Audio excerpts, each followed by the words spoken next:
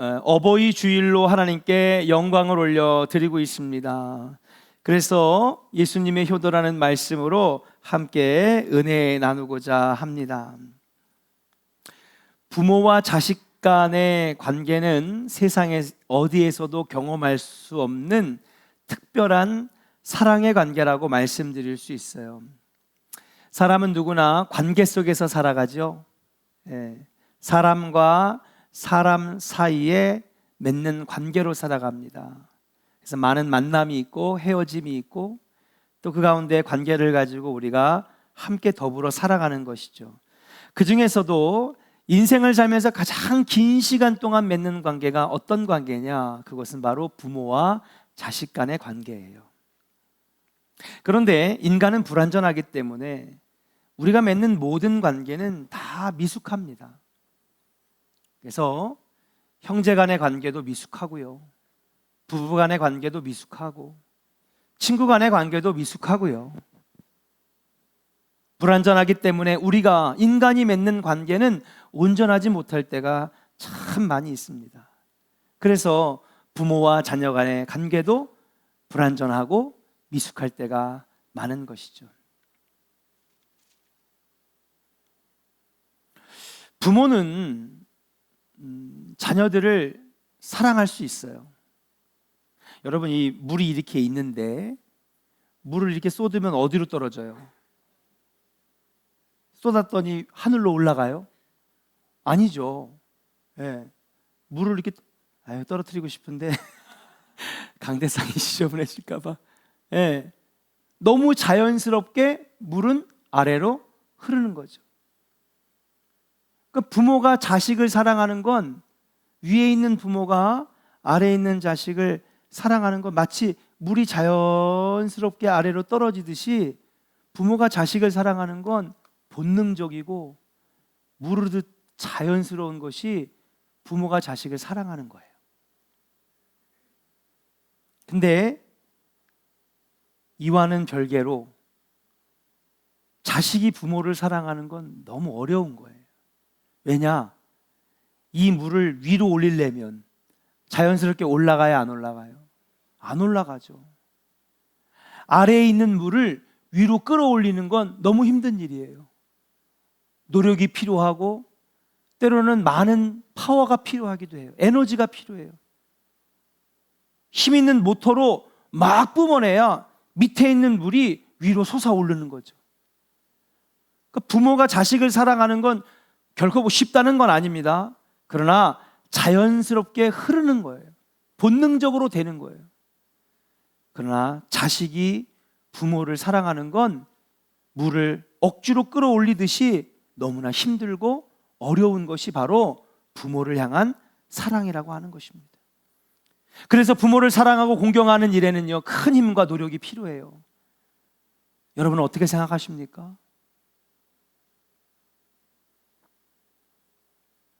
우리가 성숙하지 못하기 때문에 인간은 다양한 핑계로, 합리화로, 그리고 여러 가지 이유로 이 부모를 사랑하는, 이 공경하는 이 모습, 이 의무를 다하지 못할 때가 너무나 많아요. 엄마, 왜 그래? 나 바빠. 아빠, 저 바쁩니다. 지금 직장도 바빠 죽겠는데 나중에 갈게요. 나중에 찾아갈게요. 엄마, 나도 우리 새끼들 키워야 돼. 얼마나 힘든지 알아? 공부시켜야 되고 밥 먹여야 되고 학교 보내야 되고 여러 가지 이유 때문에 우리 부모님은 그렇게 날 사랑해 줬는데 우리는 부모에게 똑같이 사랑하지 못할 때가 훨씬 더 많다는 거예요. 그래서 하나님은 그런 우리의 모습을 아신 것 같아. 그래서 여러분 10계명에 이 말씀을 주신 것 같아요. 자, 1계명부터 4계명까지는 누구와의 관계 속에서 지켜야 될 법이에요? 그죠? 하나님과의 관계에서 지켜야 될 법이에요. 그리고 5계명부터 10계명까지는 사람과 사람 사이에 지켜야 될 계명인데 제일 앞에 나오는 첫 계명이 뭐예요? 따라합시다. 네, 부모를 공경하라. 그래요. 이게 힘들기 때문에 맨 앞에다 놓은 거예요. 야, 이게 얼마나 중요한지 아냐, 아들아? 이게 얼마나 중요한지 아느냐?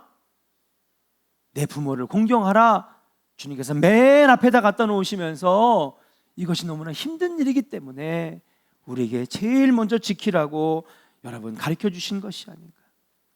십계명 가운데 사람과 사람 사이에 지켜야 될 계명 중에 내 부모를 공경하라고 하는 계명이 맨 앞에 있는 이유는 무엇이냐? 바로 노력과 힘과 의지가 필요한 일이기 때문에 맨 앞에다가 놓은 것이 아니겠는가?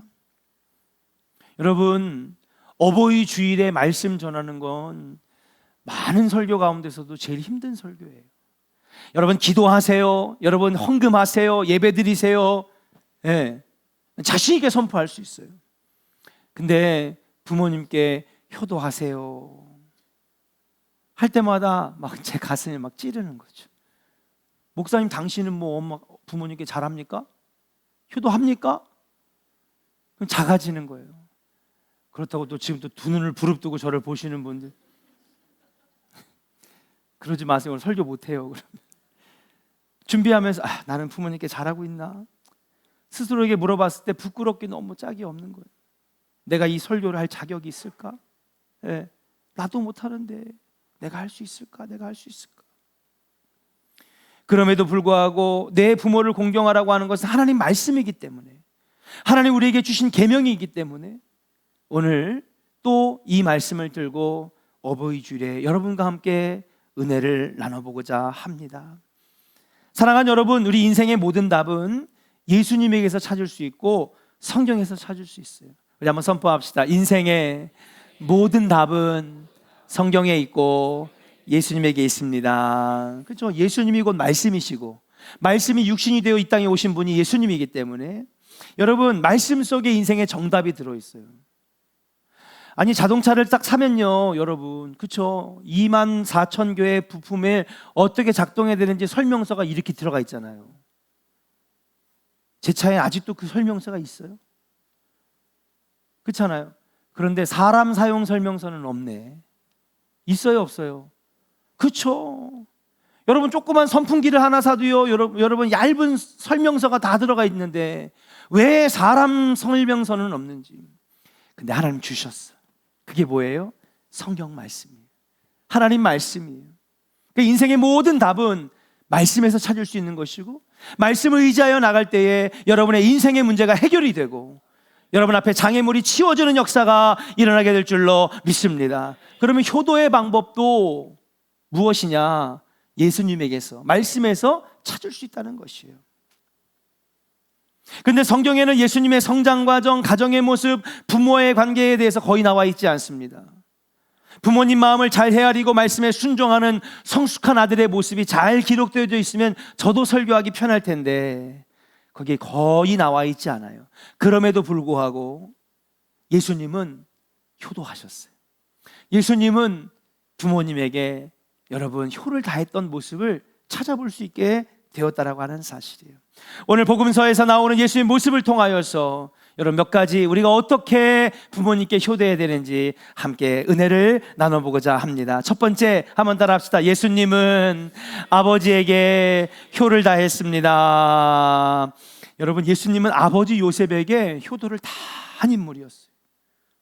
목사님 어디가 예수님이 효도했다는 글이 나옵니까? 안 나오는데요. 저는요 예수님은 아버지 요셉에게 효도를 다 한 인물이라고 생각해요. 마태복음 13장 55절 한번 같이 읽어보겠습니다. 스크린을 보고 읽을게요. 시작. 이는 그 목수의 아들이 아니냐? 그 어머니는 마리아, 그 형제들은 야고보, 요셉, 시몬, 유다라 하지 않느냐? 네, 예수님을 가리켜 나사렛 동네에 있는 사람들이 예루살렘에서 온갖 기적들을 일으키고 그 다음에 말씀을 증거하신 다음에 나사렛으로 오셨을 때에 갈릴리로 가시기 전에 여러분 동네 사람들이 제 30년 동안 이 동네 살면서 목수 일했던 그 목수 요셉의 아들인데 마가복음 6장 3절에도요 예수님은 아버지 목수의 일을 도왔다라고 기록이 되어 있어요. 그러니까 공생애를 시작하시기 전까지 30년 동안 누구의 일을 도왔어요? 아버지의 일을 도왔던 거예요. 아버지의 직업을 물려받아서 묵묵히 아버지와 함께 일하는 모습을 우리는 상상해 볼 수 있는 거죠. 아버지 직업을 이어받는 것은 많은 문화권에서 자연스러운 일입니다. 그렇다고 해서 모든 자녀들이 아버지나 어머니의 일들을 물려받는 일은 그렇게 흔치 않아요. 어떻게 보면 반항적인 사춘기나 청소년기에는요, 이렇게 생각할 수 있어요. 난 아버지처럼 살고 싶진 않아. 예. 나 아버지처럼, 어머니처럼 되고 싶진 않아. 그러면서 어떤 이들은 아버지의 직업을 업신여기거나 폄하하는 자녀들을 쉽게 찾아볼 수 있어요. 단순히 반항적인 마음 때문에 그럴 수도 있고.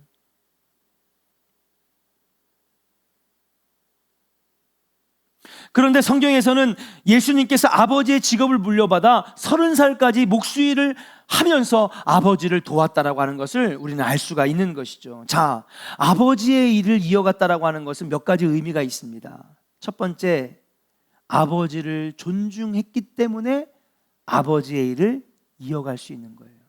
자, 제가 어릴 때 딱 태어나서 응애하고 태어나 보니까 목사님 집안이네.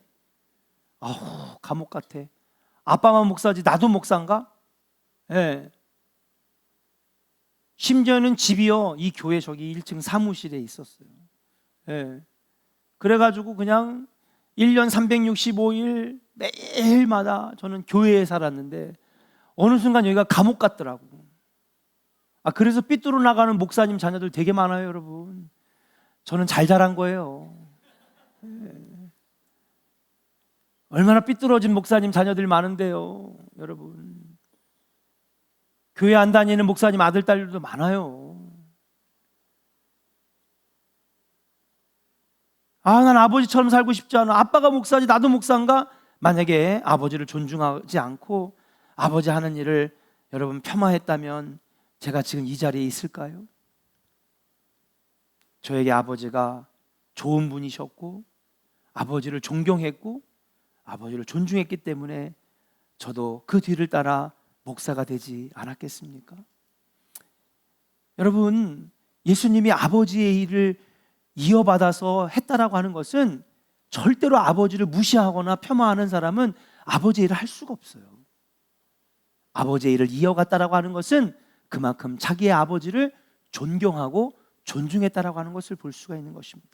또 이것이 갖는 두 번째 의미는 뭐냐 하면요, 아버지가 목수고 자기도 목수니까 누구를 도운 거예요? 결과적으로 아버지 일을 도운 거예요. 여러분, 나이를 먹으면 뼈마디가 쑤시고 평생 여러분의 성지순례를 가니까 이 가이드분이 그런 얘기를 하더라고요. 이 광야 땅은요, 나무로 뭐를 할 수 있는 일들이 적대요. 그래서 아마도 예수님은 목수가 아니라, 우리는 번역을 목수라고 했어요. 카펜터라고 이렇게 번역을 했지만 사실은 목수가 아니라 여러분, 그 광야 땅은 돌을 더 많이 써요.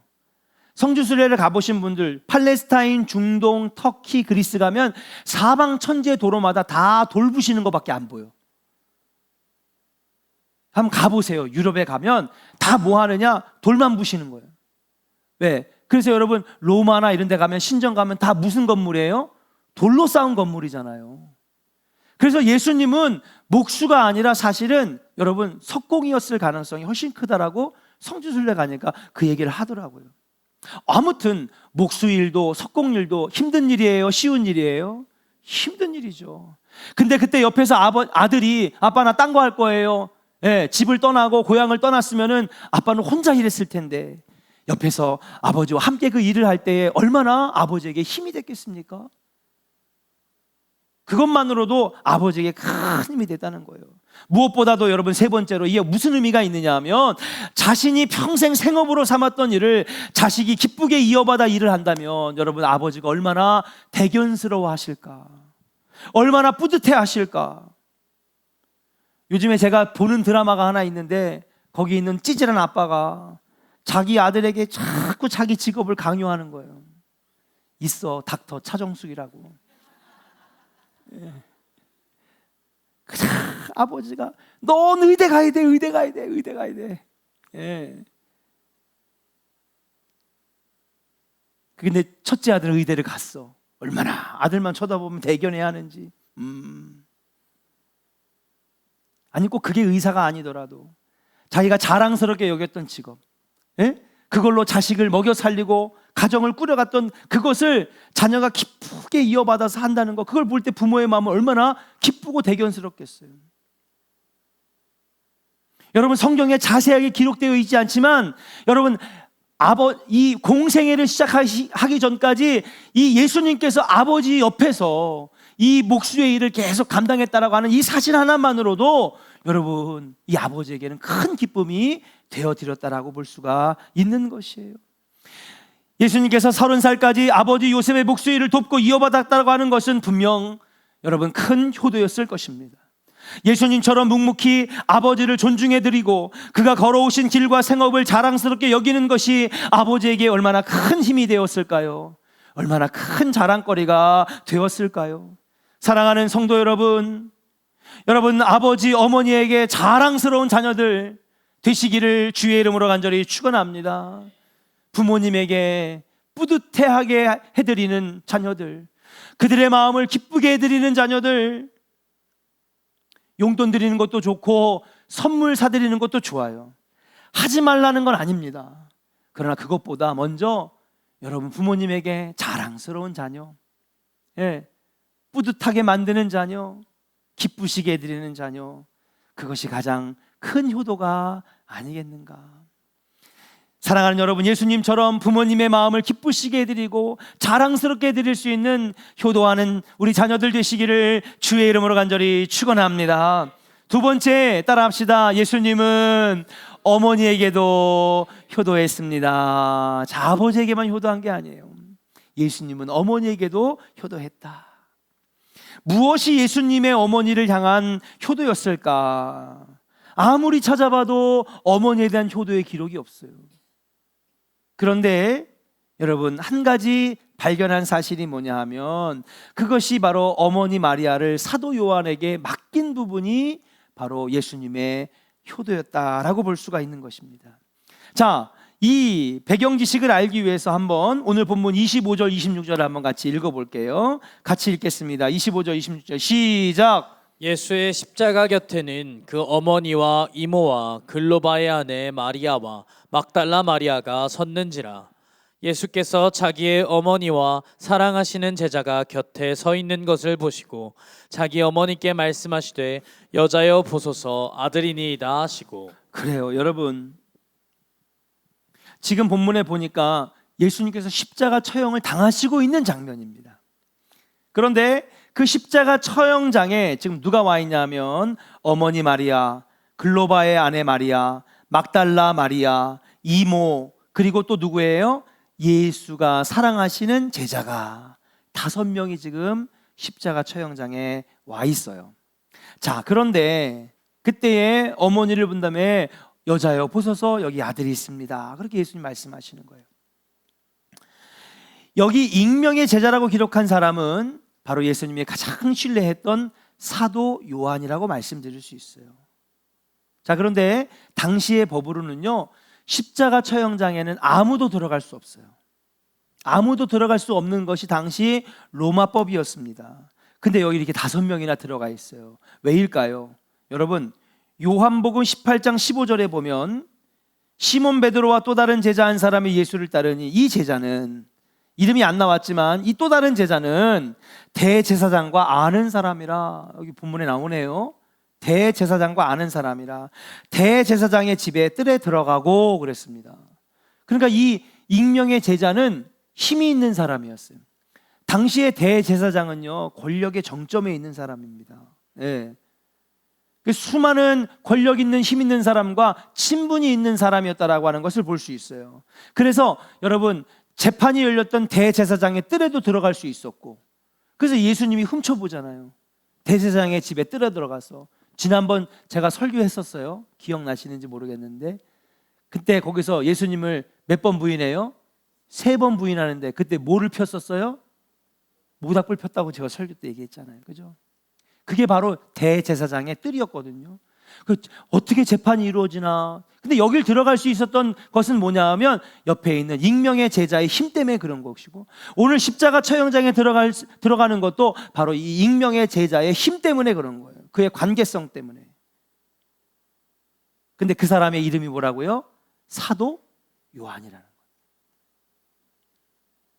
그런 사도 요한에게 오늘 예수님은 누구를 맡기느냐? 27절 같이 읽어볼게요. 27절 읽겠습니다. 시작. 또 그 제자에게 이르시되 보라 내 어머니라 하신대 그때부터 그 제자가 자기 집에 모시니라. 자, 그렇게 자기가 신뢰할 만하고 사랑하는 제자, 대제사장과 다른 권력 있는 사람들과 아는 친분이 있는 힘이 있는 이 사도 요한에게 이 어머니 마리아를 맡겼다라고 하는 것이 바로 예수님이 효도를 다한 대목이라고 말씀을 드릴 수 있어요.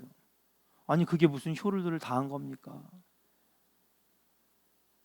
그래서 우리가 한번 보자는 거예요.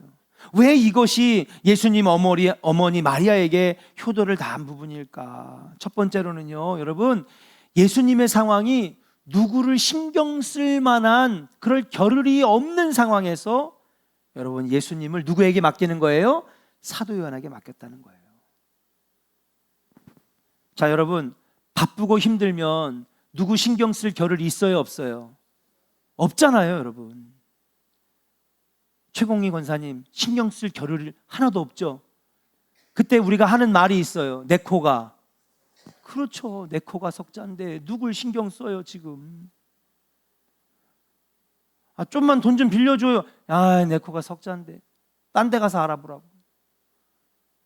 나 좀 도와줘요. 지금 내가 지금 정신이 안 없는데 누구를 도와줄 상황이 아니야.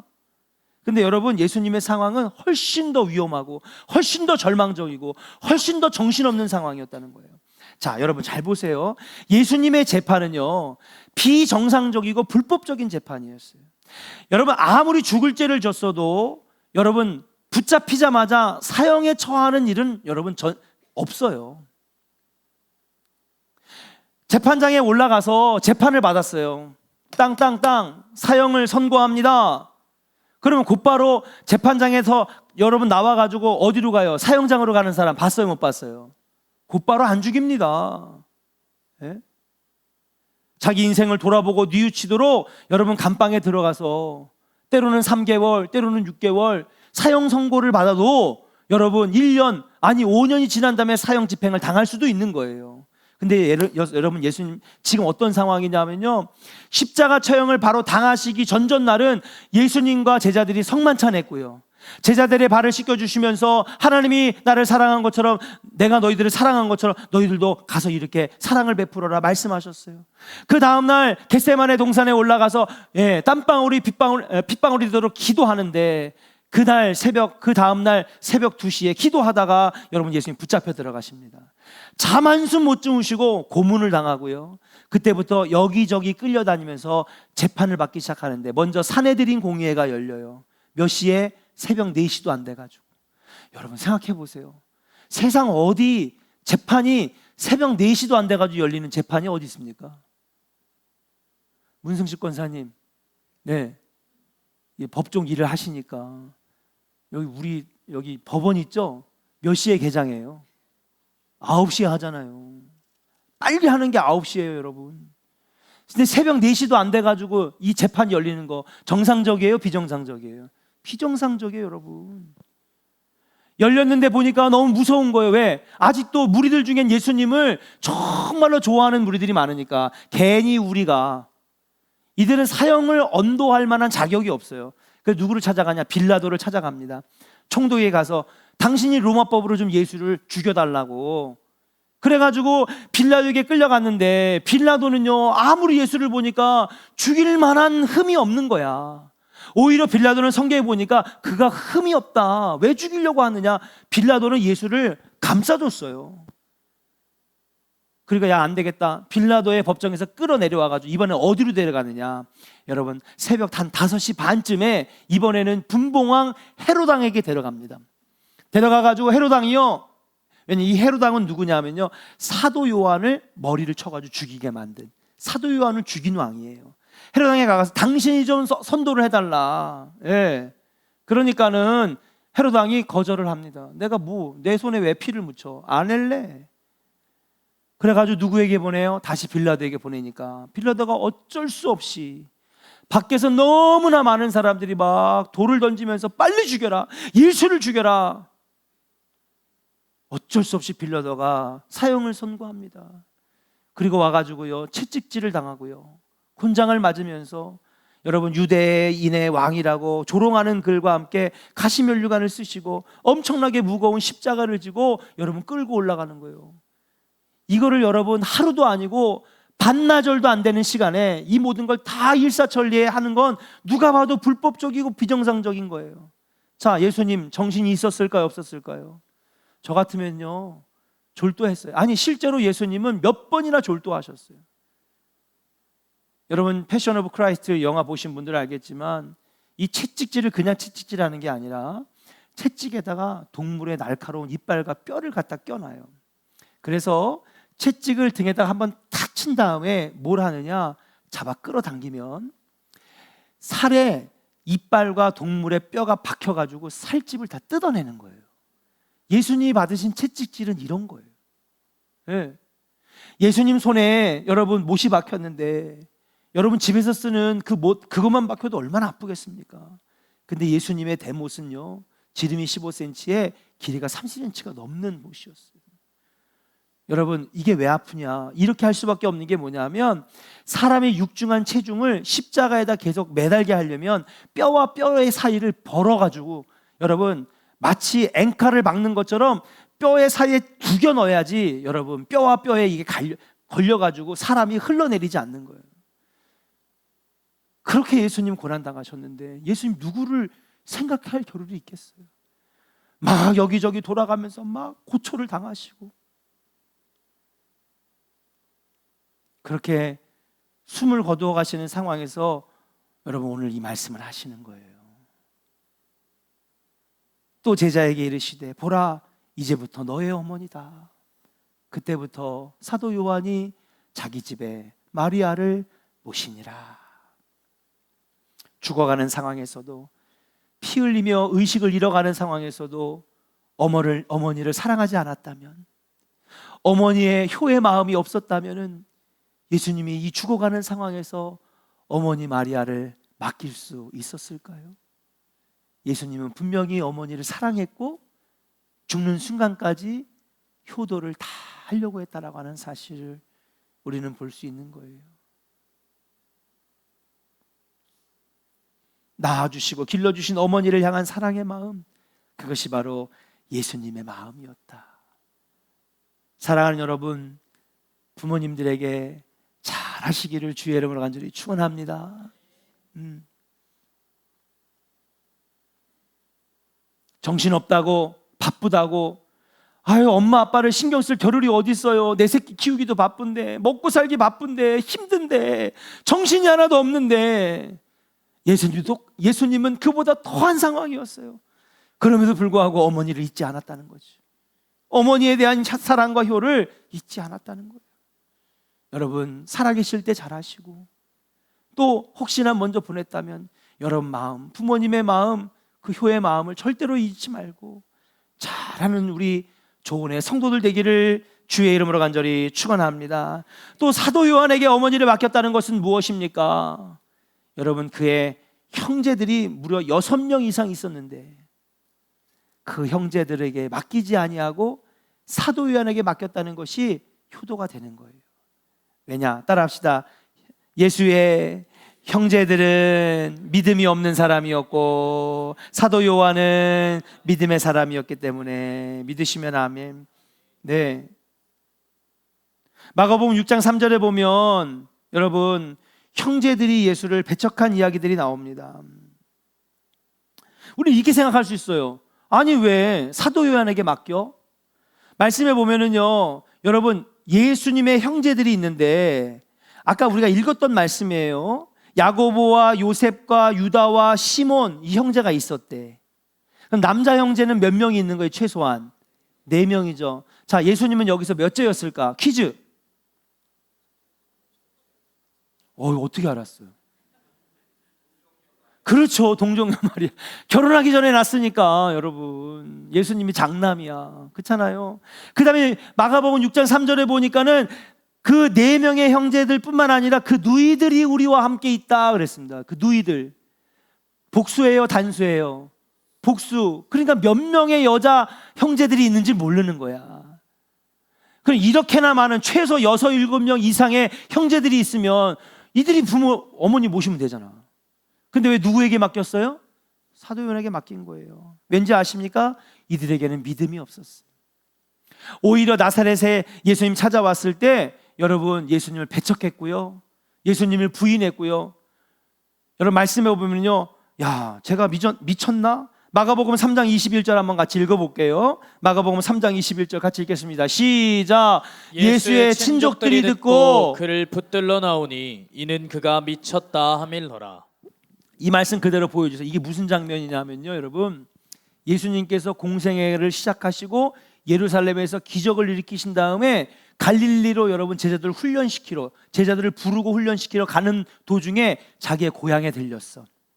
그랬더니 아니 엊그제까지 아버지 목수일을 도왔던 저 떡거머리 총각 예수가 갑자기 천국을 얘기하고 알아들을 수 없는 비유와 은유의 말씀을 증거하고 내가 곧 길이요 진리요 생명이라고 얘기하니까 저놈이 미쳤나? 이러고 있는 거예요. 그리고 그를 붙들러 나오니, 이게 붙들러 나오니가 뭐냐면 회당에서 여러분 말씀을 증거하니까 이게 미쳤나 하고 멱살을 잡고 끌고 나오는 거예요. 여러분 이번에 성지순례를 가니까 나사렛에 가니까 높은 언덕이 있어.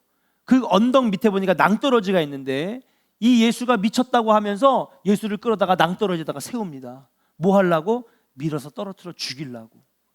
근데 여기에 지금 누가 살아요? 형제도 살고 누이들도 살고 친척들도 살고 다 사는데 아무도 말리질 않았다는 건 예수를 죽이는데 가족들이 동의했다는 거야, 안 동의했다는 거예요? 동의했다는 거예요. 야, 제가 미쳤구나. 하나님을 모욕하는구나. 사람들이 죽이자 할 때에 형제들도요 같이 붙들고 나와. 야, 너 미쳤냐? 예수를 믿지 않았어요. 같은 배에서 나왔지만은 함께 살을 맞대고 살았지만은 예수에 대한 신앙이 없었어요. 믿음이 없었어요. 그래서 누구에게 맡겼느냐? 믿음의 사람, 신앙의 사람, 사도 요한에게 맡겼다는 거예요. 제가 이번에 장례를 치르면서 느낀 게 있어요. 지금까지 제가 12년 동안 최소 조문 말고요, 제가 직접 장례를 집례하고 한 게 100회 이상에서 130, 40회 정도 되지 않나 싶어요. 그런데 어쩔 때 보면요, 옆에서 함께 오랫동안 신앙생활을 했던 여러분, 우리 믿음의 식구들이 있잖아요. 교회의 식구들이 더 큰 힘이 되고 장례를 더 잘 치러주고, 그런 모습을 볼 때 이 믿는 사람들끼리 정말 이렇게 사랑이 있고 정이 있고 위로가 있구나. 아마도 예수님은 형제들과 친척들에게 예수님에 대한 신앙, 믿음이 없었기 때문에 믿음이 있는 사도 요한에게 맡긴 것이 아니겠느냐. 내가 죽은 다음에 어머니를 누가 돌봐줄까? 수많은 사람들이 비난하고 예수의 어머니라고 욕할 텐데, 온갖 비난과 모욕이 난무할 텐데 이 어머니를 누가 지켜줄까? 믿음 없는 자식들한테 맡기면 뻔한 거죠. 같이 수치와 모욕을 당할 게 뻔하니까 이 어머니를 지켜줄 사람 사도 요한에게 어머니를 맡겼다라고 하는 것, 이것이 효도가 아니고 무엇이겠습니까? 이게 바로 어머니를 향한 사랑의 마음이 아니고 무엇이겠습니까? 사랑하는 조은의 성도 여러분, 어머니를 향한 마음, 아버지를 향한 마음, 부모를 향한 마음, 여러분 그 마음이 크고 그리고 아름다워지는 우리 조은의 성도들 되기를 주의 이름으로 간절히 축원합니다. 말씀을 마칩니다. 통계청이 2022년에 사회조사 결과라고 하는 여러분 통계를 발표했는데, 부모를 봉양하는 것에 대한 인식조사를 했대요. 부모의 노후를 정부와 가족과 사회가 함께 돌봐야 한다고 하는 인식, 여러분들에게 그런 인식이 있으십니까? 이 인식은 매년마다 엄청난 속도로 증가하고 있어요. 그래서 매년마다 10% 이상씩 부모를 나 혼자만 책임지는 게 아니라 정부와 사회와 기관들이 함께 책임져야 된다. 80%를 넘어갑니다. 근데 반면에 부모의 노후를 내가 책임져야 한다라고 하는 대답은 계속해서 감소해가지고 지금 현재 20% 이하예요. 자, 이 통계가 말해주는 게 뭐냐? 부모를 외면하는 사회가 되고 있다는 거죠. 부모가 내가 왜 이게 내 책임이야? 응. 정부가 부모 돌봐야지 뭐. 사회가 부모 돌봐야지. 아직까지도 효를 중요하게 하는 사회라서 사람들한테 말은 안 하지만 속마음은 다 이거 내가 왜 책임져? 나라가 책임져야지 부모. 예. 시간 지나면 돈 나오겠지 뭐 정부에서. 이런 마음이 팽배하다는 거예요. 이게 뭐를 의미하는 거냐? 우리 사회가 점점 부모를 외면하는 사회가 되는 거예요. 사랑하는 여러분, 사회 인식이 어떻게 바뀌든 우리 그리스도인들은 하나님께서 명하신 대로 살아야 될 줄로 믿습니다. 여러분, 부모를 외면하지 마시길 바랍니다. 부모를 공경하는 우리 조언의 성도들, 그것이 바로 하나님을 믿는 믿음의 백성이라고 말씀드릴 수 있어요. 부모와의 관계는 우리 믿음을 증명하는 리트머스 종이와도 같습니다. 십계명에서도 사람과 사람 간에 지켜야 될 명령 중에 제일 먼저 내 부모를 공경하라고 하는 것이 나오는 것이에요. 하나님을 사랑하는 사람들은 부모님께 효도해야 하는 것이고, 부모를 어떻게 공경하고 섬기느냐에 따라서 그 사람이 하나님 앞에 얼마나 참된 크리스찬인지를 보여주는 증거 중에 하나가 될 수 있다라고 하는 사실이에요. 우린 부족한 게 많습니다. 아까도 말씀드렸듯이 부모를 사랑하는 건 여러분 억지로 아래에 있는 물을 위로 끌어올리는 것처럼 많은 노력과 많은 의지가 필요한 거예요. 그러나 우리가 크리스찬이라면, 우리가 하나님 말씀을 순종하고 따라가는 사람들이라고 한다면 여러분 예수님처럼 효도할 수 있는 하나님의 자녀가 되어야 될 줄로 믿습니다. 예수님이 아버지 요셉의 마음을 흡족하게 해드리고 아버지의 마음을 자랑스럽게 해드렸던 것처럼 어머니를 끝까지 외면하지 아니하고 아무리 바빠도 아무리 힘들어도 부모님을 잘 공경하려고 했던 그 예수님처럼 여러분 우리도 그렇게 여러분 부모님을 잘 공경하면 하나님께서 오히려 여러분들에게 더 큰 은혜, 더 큰 복을 주시지 않겠는가. 에베소서 6장 1절부터 3절의 말씀을 선포하고 말씀을 마치겠습니다. 같이 선포하겠습니다. 에베소서 6장 1절 시작. 자녀들아 주 안에서 너희 부모에게 순종하라. 이것이 옳으니라. 내 아버지와 어머니를 공경하라. 이것은 약속이 있는 첫 계명이니 이로써 내가 잘되고 땅에서 장수하리라. 따라합시다. 내가 잘되고 땅에서 장수하리라. 아멘. 주님이 복 주신대잖아요. 이 땅에서 잘되게 하신대잖아요. 장수하게 하시는 복을 여러분들에게 주실 줄로 믿습니다. 예. 10장의 말씀에 보면은 출애굽기 20장에 보니까 내 부모를 공경하라 5째 경험을 하면서 1000대까지 복을 주시리라 그러셨거든요. 그래서 오늘 에베소서 6장 1절에도 내 부모를 공경하라. 이것은 약속 있는 첫 계명이니 이 약속 있는 첫 계명이 바로 출애굽기 20장에 나오는 10계명 5번째 계명 1000대까지 복을 주신다는 거예요. 안 하시겠습니까?